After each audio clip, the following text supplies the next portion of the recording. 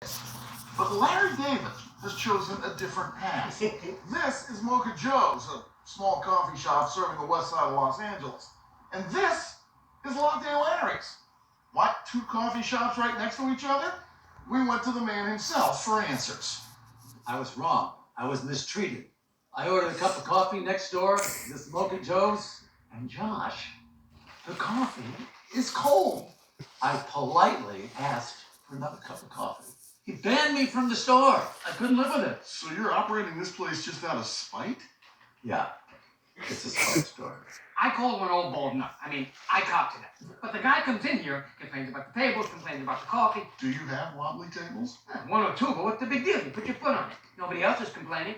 If he apologized, would you get out of the coffee business? If it was a deep, heartfelt apology with maybe a little tear. Larry, my scones are like muffins. That would have to be included, of course. Okay, Larry says that if you would just apologize, he could get out of business. Apologize? Me? Never. A ban is a ban. You ever think that maybe the problem is you were complaining too much? I don't like to tear people down. I want to help. Look, this pocket square you got going there. It looks out of place. That's for some English dandy. It's not for a journalist. You don't think that's kind of insulting? No, not in the least. Hey, if you told me you didn't like my jacket or something, well, I wouldn't care. Actually, no, I really don't like your jacket. Oh, that's so. And while Larry was the first to open a spite store, he since started a trend here in Hollywood, with other celebrities following suit, like Jonah Hill, who's now operating a spite deli. So, I used to go to Herb's Deli right next door 2-3 times a week, and I found a hair in my sandwich. Not your hair? No, this was a gray hair. It wasn't my hair. And this guy, Herb's, going, "Oh, it's yours." And I'm like, "What can I do? I can't sleep. I'm taking 4 or 5 Ambien to get to sleep because all I see is this guy, Herb's face." So what changed? What changed was I had seen Latte Larry's. The idea of a spite store is a brilliant idea. I'm going to open a spite deli. What started off with spite has now become a passion project. Thanks for dining with us. $3?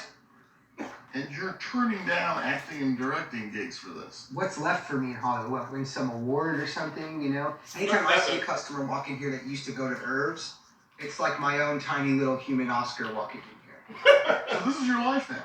I might actually open a spite deli out in New York. There was a spot on 42nd Street that was a bit disrespectful that I'm looking at taking out.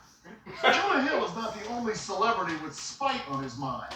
This is Ray's Exotic Birds, and this is Sean's. It's become the place to get a macaw or a hummingbird nester.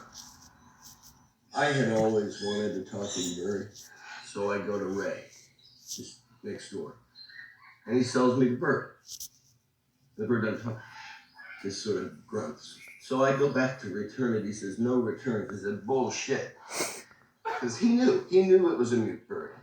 And I'm on a kind of slow burn, not knowing quite what to do. Then Larry opens up the coffee place, and it was like ding, ding, ding. Sean's Exotic Birds. Put Ray right out of business. Yeah, this is a hyacinth macaw from Brazil. Would you like to hold? Sure. Does all the time you're spending here take away from, acting? I was never a very zen sort of personality, but I find myself very, very calm now. I think, it's birds. Shut up! So the next time you see two similar stores right next to each other, there's a pretty good chance one of them's doing it out of spite. So, man, Hoda, back to you.